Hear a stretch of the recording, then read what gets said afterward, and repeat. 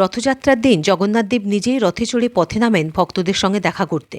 প্রতি বছর রথযাত্রার এই পবিত্র দিনে ঘটে এমন কিছু অলৌকিক ঘটনা যা বিজ্ঞানও ব্যাখ্যা করতে পারেনি।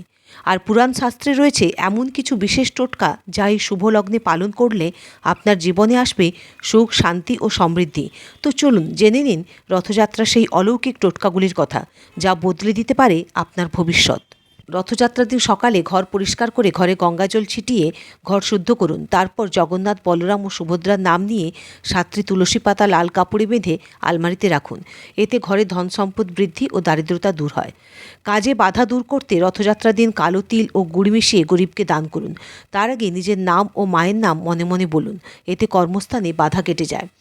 বিবাহযোগ মজবুত করতে অবিবাহিত ছেলেমেয়েরা রথযাত্রার দিন সন্ধ্যায় একটি লাল রঙের সুতো শ্রী জগন্নাথ দেবের ছবিতে ঘুরিয়ে নিজের হাতে বাঁধলে বিবাহের যোগ খুব তাড়াতাড়ি হয়।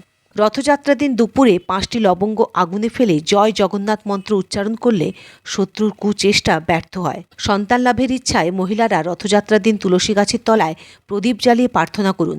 আর ওম জগন্নাথায় নমঃ 108 বার এই মন্ত্র জপ করলে খুব তাড়াতাড়ি শুভ ফল পাওয়া যায়। বাড়িতে অশান্তি দূর করতে রথযাত্রার দিন সন্ধ্যায় 11টি ঘিয়ের প্রদীপ জ্বালিয়ে দক্ষিণ দিকে মুখ করে শ্রী জগন্নাথ দেবের নাম নিলে পারিবারিক ঝগড়া অশান্তি কমে যায়।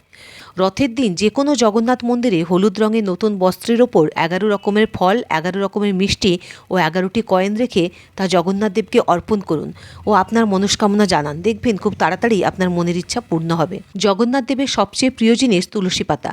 108টি তুলসী পাতা দিয়ে মালা করুন। তবে তুলসী পাতা ফুটো করবেন না। তুলসী পাতার ডগাগুলিকে বেঁধে বেঁধে ওই মালা তৈরি করতে হবে। 108টি পাতা না থাকলে 54টি পাতা দিয়ে মালা তৈরি করতে পারেন। আর ওই মালা জগন্নাথ দেবের গলায় পরিয়ে দিন আর নিজের মনের ইচ্ছা জানান।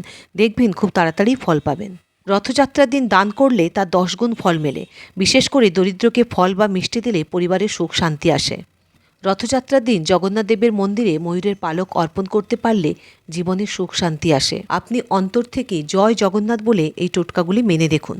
আর ভিডিওটি শেয়ার করুন যাতে অন্যদেরও জীবন আলোকিত হয়। আর কমেন্টে অবশ্যই লিখুন জয় জগন্নাথ।